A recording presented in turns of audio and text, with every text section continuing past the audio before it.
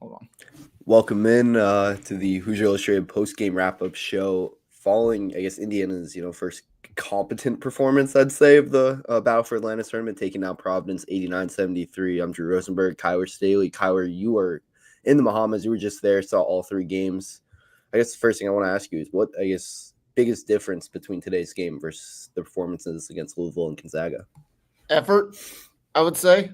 Effort. I know that's very general. But I mean, if you look at the first two games, especially that first game, it's just Indiana was just not there at all phases, whether it be mental, being on the floor, things like that, and making plays. It just wasn't there. The Gonzaga game, I thought they were a little bit better. They didn't give up a fight or anything like that. They didn't roll over anything like that. But today, I understand Providence played 10 hours, 12 Yeah. hours ago, whatever, and stuff like that. Unfortunately, these things you just got to deal with. That's out of Indiana's control. That's out of Providence control. And Indiana just competed today.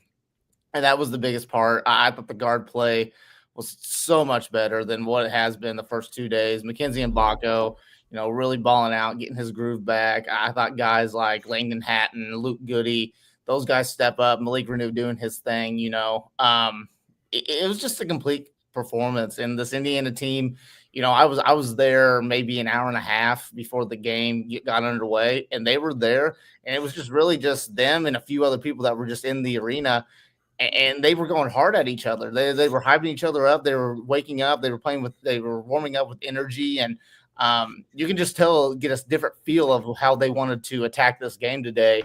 And that's what they did. Providence, unfortunately, comes in with probably less than 4 hours of sleep, and Indiana took advantage of that. And honestly, just when you look at what they did on the floor, I just think they just played better at all phases of the game. Yeah, I'm gonna get to Trey Galloway in a second, but I want to talk about Luke Goody. Luke Goody, he was very vocal during the Gonzaga game. There was, the clip of him, yelling in the huddle, and then everyone kind of like, oh, what's Woodson doing? Stand there and watching. But that's the stuff, I guess, as a coach, you want to see.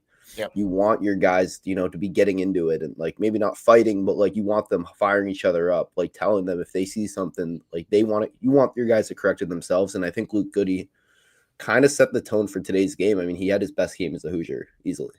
Yeah, for sure. And you go back to that Louisville game. Indiana, they need a leader like that. And a lot of people are just like, why is the player coach of the team, blah blah blah and stuff. People that ask that don't really understand what it takes, as being a leader and stuff. And you want to see that. You see it a lot of times in the NBA. You let the guys, the older guys, coach this team, get at them and stuff. That's what you like to see because it builds team chemistry and whatnot. But today, I mean, Luke Goody, 9 points, 2 of 3 shooting, 1 of 1 from the 3-point line. And honestly, what did he finish with rebounding wise? Only 3 rebounds, but the fact that, I even tweeted it out. The fact that he was going in there and willing to rebound, we haven't seen that from the perimeter guys all that often this season. It's been Omar Ballo and Malik Renew just battling for the board. So him being active and, he was active on the defensive end, talking, communicating and things like that, just being a leader on the floor. And that's what Indiana needed in a lot of ways because, you've got Trey Galloway, who's not the most vocal guy in the world. That's your team captain. And then you got Miles Rice, who's still kind of trying to find himself a little bit, as the captain. And then you got guys like, Luke Goody and, I'll throw in Malik Renew and those guys that aren't necessarily captains, but they know how to lead because they've been around the block a long time. So really, really impressed with what Luke Goody was able to do. And while we're on the subject of people coming off the bench, give it up for Langdon Hatton. These last 2 days coming in, he's kind of in that break glass in case of emergency type of role, and that really fits him, pretty well. He comes in, he's ready to compete. He's an older guy as well, senior. So obviously a guy that you don't want to always have to force to play, in certain games, but, you feel confident when he's in the game that he'll do his job. Yeah, I mean, and the thing with like Goody is he's obviously, he's not the most talented player. He's not the best player. He's probably not, I mean, he doesn't start for, obvious reasons. He's not one of the probably best 5 players on this team, but his leadership, his experience. I mean, he's been with Illinois. He's been on deep tournament runs. He's seen, I guess, what it takes to be successful, what a program needs to be successful. And that experience is really good for a team, I guess, other than really, Malik Renew didn't play much the year they made the tournament. McKenzie Mbako hasn't played in a tournament. Umar Ballo has some experience, but Cannon Carlisle, no tournament for him. Miles Rice, has 2 games under his belt. So Luke Goody, a guy with a ton of experience, battle tested, has been in these big games. Just having that experience, someone who's been there to kind of be like, hey, we can, like, how we need to play that's just so crucial. Just having an extension, I guess, of the coaching staff on the floor, and it's something you want to see from your players.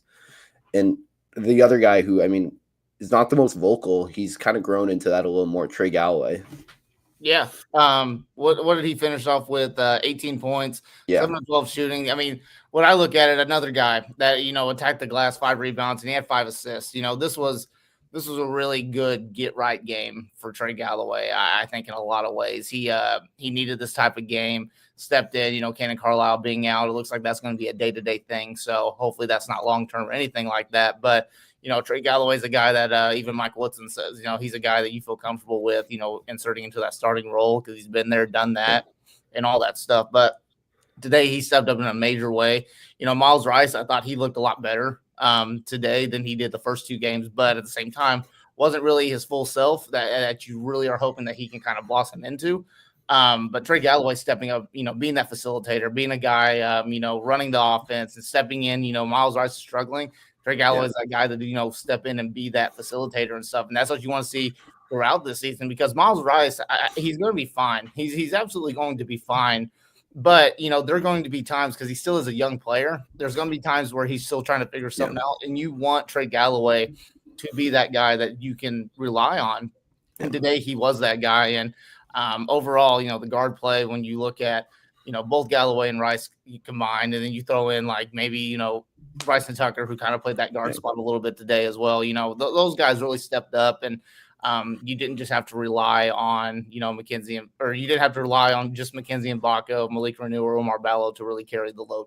Yeah, I mean, I'm not ready. Obviously, it's way too early to panic about Miles Rice, but I mean, he was bad. He was bad shooting the ball this tournament, 4 for 25 over 3 games. It was from a guy who, you bring in to help your 3-point shooting, be that guy who can score off the dribble. It was not a good performance, but he had, I mean, his best performance of the tournament today, just as a playmaker, as a passer, kind of filled in that Cannon Carlisle role, picking the ball, kind of keeping the ball pressure off with Carlisle out. But the shooting has to be better. I mean, it's just one of those things. It's going to happen. I'm not really concerned at the moment. It's the same thing I've said with Luke Goody all season so far. It's just he's shown he can shoot. It's you guys just don't forget how to shoot the basketball. I mean, you go through the ebbs and flows of basketball. There's going to be games, you go 0 for 6, games you go 9 for 10. So it's going to be one of those things. I'm not really worried about Miles Rice, but it definitely was, I was very surprised coming in. If you told me one player was going to struggle as bad as he did, I don't think I would have thought it would have been Rice coming in.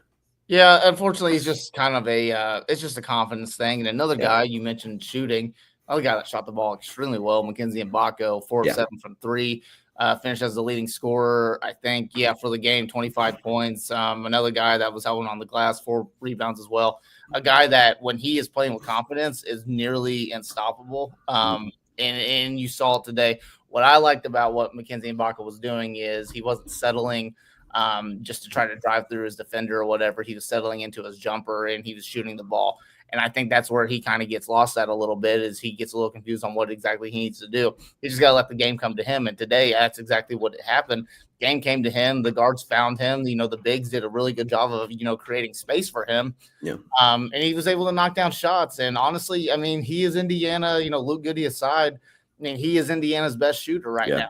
And they need that. They need guys to step in and make shots like that. And that's what Mackenzie Mbako did. I think the team finished with 8 of 15 from 3 today. And a lot of that was viewed with Mackenzie Mbako. And he wasn't just really just shooting the ball from the outside well, dribbling in, getting that jumper going and things like that. And a lot of it was just defense. Defense turns into offense with Mackenzie Mbako. And that's what you showed today. But, defensively overall, when you look at this team, they got to get a little bit better on the defensive end, because that's Mike Woodson's, a lot better. That's Mike Woodson's bread and butter when it comes to this. And we've seen when Indiana's got good defensive teams under Mike Woodson, they're pretty hard to beat. And if they can do that, because I think the offense is there for Indiana, I really do. Defensively, they just got to get, like you said, a lot better on that end. Like, I need to see the second efforts. I'll see a guy make a first, second effort, and then the third effort's not there. There was a couple of possessions. There was one, Indiana played great team defense for about 25, 26 seconds and fouled a jump shooter. And, those are the mistakes that they're backbreaking. Then there's another, I don't know if you saw this. I think Ant posted the clip on Twitter, but Mackenzie and Mbako, Miles Rice both got completely lost on the side of the court on like a rotation, led to a wide open three. Those are the mistakes. I mean, I'm pretty sure Providence, I think they missed the three, but it was one of these. It's a warm up jumper. You can't be making those type of mistakes. But I want to go back to Mackenzie for a little bit. When I look at this team, when Indiana basketball is playing their best, Mackenzie Mbako is the best player on the floor for them, and it's been like that all year. Miles Rice is very good. He can be the best player on the floor. Omar Ballo can be. Malik Renew can be. And I know he hasn't shown it yet, but I do think Cannon Carlisle has that ability that he can like take over a game. I mean, we saw it last year. It hasn't happened this year. Hoping, whatever confidence issues, the jump shot, it'll come around eventually. But when Indiana's at their best, it's Mackenzie Mbako. He's taken that step as a scorer. His ability last year, he could not put the ball on the floor and be effective. That mid-range game has gone a lot better. We kind of talked about in the offseason how we wanted to see him use his size a lot more because he was trying to just beat people with quickness. And obviously, he's not the quickest guy. He's shooting over defenders today, using his body, putting his shoulder into guys in the mid-post off the dribble to create enough space to get the jump shot off. And he's such a good shooter that when he has that little bit of space, he can bury it. Yeah, and when he's playing like he is today, it takes so much pressure off the big guys. It takes so much pressure off Malik Renew, especially because, Malik Renew, we've seen it, I'd say all 3 games, Gonzaga game, he was in foul trouble. He's a little bit in foul trouble today as well. But Malik Renew just plays his ass off every single game. And he is probably the hardest worker on this Indiana team when it comes to being on the floor and, wanting to win. I don't think there's a guy other than, Mike Woodson will say this, that nobody else wants to win as much as he does. Malik Renew comes from a winning culture, being from Montverde Academy. He's used to winning these types of games. And he steps in and plays. And when you've got a guy like Mackenzie Mbako that can take pressure off of him today, when the guards were able to take pressure off Malik Renew, it opens up a whole lot more. But I totally agree with you. When Mackenzie Mbako is playing like he is today, Indiana, that's when Indiana's at their best. So as long as you can get, Mackenzie Mbako to play like this consistently, and I know that's hard with like the amount of balance that this team has. But if you can get him to play like this consistently, while all the other guys are kind of doing their role and taking pressure off of him and just letting Mackenzie Mbako go out there and play his game, Indiana can be really, really dangerous, as it was shown today. Yeah, I mean, this team still didn't play a full 40 minutes today. There's still a lot of issues. I mean, in the first half, there was moments Indiana had a chance to, extend the lead, got up to 12, then immediately give up a 7-0 run. Those are the mistakes. That's discipline. That, I mean, I've seen, the talk about conditioning, and it does seem a little concerning that, it seems like guys are getting gassed pretty quickly. Yep. And especially in the first half, day 3 of a tournament, that's, understandable. But the first game of a tournament, haven't played in 4 or 5 days, you should be fresh. You should not be gassed 5-10 minutes into the game. And those are the stuff that, goes back to coaching. I mean, a lot of people have Woodson or the Fire Woodson stuff. I'm not going to go that far because there's so much basketball left to be played this season. But there's definitely a lot to be concerned about right now as a coach. And then when you go to the press conferences after and you hear Woodson, kind of say the same old lines time and every single time pretty much after the game, we got to get over the hump. I got to get them ready to play. At a certain point, either Woodson has to give us more and say more than, the old cliches that he's been saying all year, or something has to change because the consistent, I got to get him over the hump.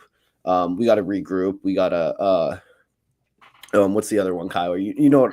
Got to get better. Things like that. I've got to get them better. But look, I know it's frustrating. A lot of fans came out here and they paid a lot of money to watch this. Yeah. And, on paper, Indiana, I would say, other than maybe Gonzaga, and I would even say this over Arizona. I mean, on paper, Indiana's got the most talented team on this, and you wanted them to do well because your people are sick of these marquee games going in and getting their ass beat every single time. And that's what's happened since Mike Woodson's taken over.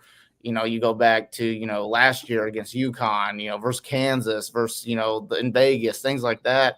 Just getting really frustrating at that point. And I know it's frustrating, but at the same time, I tweeted it out. I'm not worried about this team. I'm really not, because I think this team, compare it to, you have a lock, right? And, you've got a thing of keys and stuff like that. And you're trying to figure out what key, opens up this lock. I think that's what Indiana's problem is right now. They can't find the right key to open up things. And I think once they do, they're going to be really, really good. You've seen in flashes yesterday versus Gonzaga. You saw in flashes what this Indiana team can do.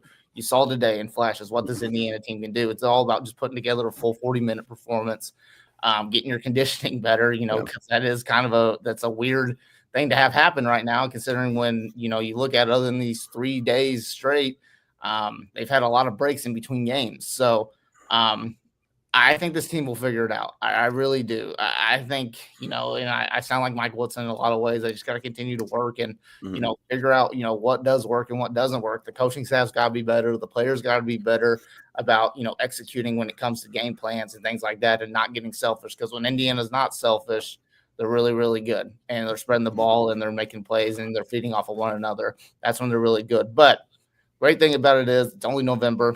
Yeah. November 29th to be exact. A lot of season left. December, you other than two Big Ten games, you've got a lot of bye games, a lot of home games. Get ready for the Big Ten season. Make some noise there, and then people will forget about Battle for Atlantis, I promise you. So a lot of season left. Don't panic yet, Indiana fans. This team's really good. This team can be really, really good. They just got to figure it out. Yeah, I mean, I'm going to be honest. I'm in the, I do think they can get there. I think the talent is there. I think the potential is there, but I definitely am concerned from what I saw. I mean, you look at your last, I think it was before, I guess today's game, including today's game, your last 6 neutral site games, Indiana has lost 5 of them. 4 of those 5 losses were by more than 20 points. The 5th loss was by 16 in Gonzaga, where that late run kind of cut it from 20 something to 16. So I definitely do think there is concern. They're in the Woodson critics, they are probably having a field day after this week with what they kind of saw. There is a lot to concern. But at the same time, Woodson is learning a lot of these new players. He's aren't guys he's, coached before, other than really key guys. It's Trey Galloway, Mbako, and Renew are really the key returners. Gabe Cupps isn't going to play a big role this year, as we've kind of learned pretty quickly, just behind Carlisle, Galloway, and Rice. So he's, trying to feel these players out, get a feel for what they are. And I mean, we saw last year, Indiana played their best ball down the stretch. Last year was rough. So they got to get it going a lot quicker. And let's just say this right now, it's no surprise Indiana is not going to be a top 25 team in the next rankings. Can't even worry about that. We talked about how we wanted to see them be consistently top 25 all year. That is out the window. That's gone after those 2 performances. But you mentioned you got some bye games, 2 Big Ten games, kind of to test the water, see where you're at. I think it's Wisconsin, I want to say, and Minnesota. Or am I? Yeah, I think Nebraska. Nebraska, and Minnesota. Okay. Yeah. But you have a chance, test the waters against 2 teams that, not necessarily the top of the Big Ten. See where you kind of are at, have those bye games, but you got to get right sooner than later, because Indiana, I don't want to say they're running out of time because it's only November, but this was a huge opportunity to, strengthen your resume, and Indiana fumbled it. Yep. It was a huge opportunity. Time is not running out. I'll disagree with you on that one, but time is not running out. I think there's a lot you can work off of, this performance. They needed this. They really did. Sometimes it just takes getting your ass beat to realize, hey, maybe they needed to be humbled a little bit. And we've seen it a lot of times in college basketball. That's the great thing about college basketball. They say basketball is a game of runs. College basketball is a game of, stringing together wins and figuring out your role and, getting in a rhythm and a groove. So I think Indiana has time to do that. Just take care of business against these teams that you should be beating by 20-plus points. Win these first 2 Big Ten, at least just go 1-1, when it comes to. They should win both. The talent disparity, they should not lose either one of those games. Yeah, exactly. So a lot of time left. And that's all I'm going to say. There is time, but then you look at last year, I feel like we were saying kind of similar things. Obviously, last year's team does not have anywhere near the talent of this year's team, but it's kind of one of those things, they have some time, but they do got to get it going pretty quickly, or, the season could get away. And that's the last thing you want, especially with all the expectations, all the NIL that was put into the season, that everything was kind of built up for this to be the team. But again, that's why you play the games. That's why, it's, again, you mentioned it's November. It's a long time between now and March. So there is a lot of time for Indiana to, right the ship. Yep. And Who's Real Estate will have all that coverage. Yeah, for sure. Everything. We'll have post-game stories from today. I know the Mike Woodson and Mackenzie Mbako spoke after the game. That's already up on the site. In Touch with Indiana Sports with John Alden, Monday, Wednesday, Friday. That's on the site. Make sure you're subscribed on the Hoosier Illustrated YouTube. If you're here, there's no reason for you not to subscribe. If you are listening to me and Kyler talk, you should be subscribed, because not just us. We'll have all the post-game stuff. John Alden does his show. We have our weekly podcast talking about the Hoosiers.